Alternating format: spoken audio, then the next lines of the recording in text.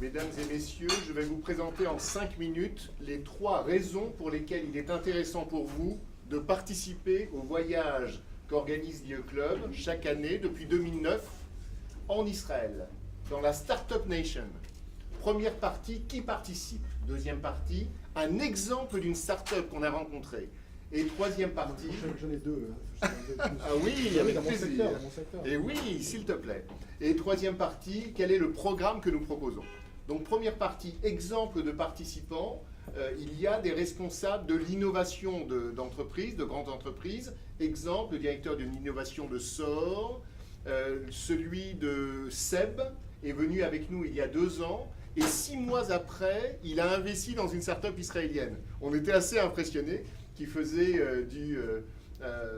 un outil connecté qui permettait à la cocotte minute d'avoir plus de valeur. D'accord? Des investisseurs, des vrais venture capitalistes, des business angels, lors du dernier voyage, quand il y a eu la présentation de plusieurs startups, 3 de nos participants ont décidé d'investir quasiment en ligne sur une startup qui a été présentée, quelques dizaines de milliers d'euros comme ça pour voir comment ça allait évoluer. Et évidemment, il y a pas mal d'entrepreneurs. Par exemple, l'année dernière, une amie de Guillaume, Claire, a participé, entrepreneur à Lille, et elle s'est dit, après avoir visité la Silicon Valley, qu'il serait intéressant de visiter Israël, et elle était vraiment ravie. Deuxième partie, je vous propose un exemple d'une startup qu'on a rencontrée il y a 2 ans. Elle s'appelle Waze, W-A-Z-E. Business case incroyable. Startup israélienne qui fait ce qu'on appelle dans ce jargon-là un social GPS. Et début 2013, donc on les a rencontrés il y a 2 ans, mi-2013. Début 2013. On aurait pu investir à ce moment-là. Et oui, on aurait dû mettre des billes dedans. Ils auraient pu. C'est vrai, c'est vrai. Apple est allé les voir.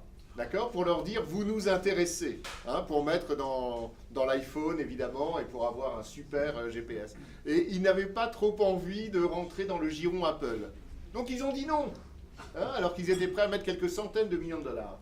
Ensuite, quelques mois après, Facebook est allé les voir et leur a dit, on est prêt à vous acheter $1 milliard. D'accord? Alors qu'ils faisaient 0 en chiffre d'affaires. D'accord? Et les gens de Waze leur ont dit, on est vachement content de rejoindre le groupe Facebook, mais on a une condition. Ah bon? Quelle est la condition? On veut que le service R&D reste en Israël, que les développeurs restent positionnés physiquement en Israël. Et à ce moment-là, les gens de Facebook leur ont dit, désolé, chez nous, on exige que les équipes R&D aillent en Californie. Et ils ont dit non. Non à $1 milliard. 2 semaines plus tard, les gens de Google sont allés les voir. Et les gens de Google leur a dit, on vous propose $1,150 milliard pour vous racheter tout de suite. Et ils ont dit, on a une condition. Les gens de Google ont dit, on sait, on est d'accord. Et ils ont signé. C'est un exemple concret, et par hasard, mon frère qui organise tous les meetings et qui s'occupe de l'IE Club en Israël était voisin de l'un des fondateurs de Waze. Il m'a dit qu'il était voisin avant qu'il ait son chèque. Maintenant, il est plus voisin. L'autre a déménagé dans un lieu plus cossu pour l'instant. Donc, le voyage aura lieu du 10 au 13 mai. Le 10 qui est un dimanche, nous voyageons. Et le 10 au soir, accueil. Et dès le 11 matin, je vous préviens pour ceux qui viendront, je sais que déjà Daniel et Henri se sont inscrits. Et d'autres ici sont intéressés par cette opportunité. Dès le lendemain, le lundi 11 mai jusqu'au mercredi 13, on a des meetings de 8h à minuit. Vous n'êtes pas obligé de citer à tout.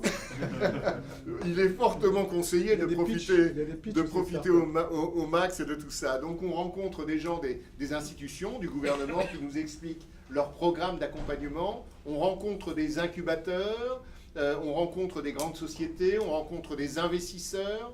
des venture capitalistes, et on rencontre des start-upers. Et mon frère est excellent parce qu'il a les 4 pieds dans l'écosystème de l'innovation en Israël pour trouver des gens intéressants et intéressés aussi d'avoir des relations avec nous, avec cette idée potentielle, pourquoi pas, 1, d'avoir des investisseurs supplémentaires, 2, d'avoir des clients supplémentaires, 3, de faire savoir, évidemment, qu'ils font... Alors, il est capable tel ou de tel. nous trouver des startups intéressantes pour nos métiers aussi. Oui, Donc, pour vos métiers, ça peut être utile. Donc, moi, par exemple, je vous disais tout à l'heure que c'est assez coûteux, des véhicules électriques. Et lui, il nous a trouvé une innovation en Israël qui est faite pour la poste israélienne. Alors, la façon dont ils innovent en Israël, c'est marrant. Près des grands groupes, ils ont des jeunes ingénieurs qui n'ont pas l'idée de ce qu'ils veulent faire. Ils observent la société et ils inventent à travers ce qu'ils voient. good. Pour conclure, il y aura un bonus cette année. Un bonus incroyable. c'est que l'IE Club est maintenant international et on fait de plus en plus, puisque comme Bernard l'a dit, on est présent à Boston, à Montréal et à Tel Aviv, en plus de Paris, sachant qu'on a été créé au début du 21e siècle à Paris. On fait de plus en plus des global events.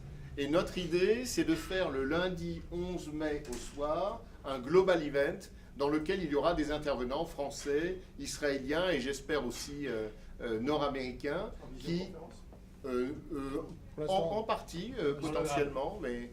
Alors, Global Event, c'est montrer des sociétés qui tout de suite sont mondiales en ayant un concept de marque qui finalement a l'air local partout. C'est assez intéressant à voir ce qu'ils ont pensé de leur sujet. Exact. Donc c'est un bonus pour toi, spécialement pour toi, Henri. Et pour tous ceux qui sont intéressés, on reste ensemble ici pour quelques instants. Donc si quelqu'un a des questions, je suis parfaitement à votre disposition. Merci beaucoup. Merci beaucoup.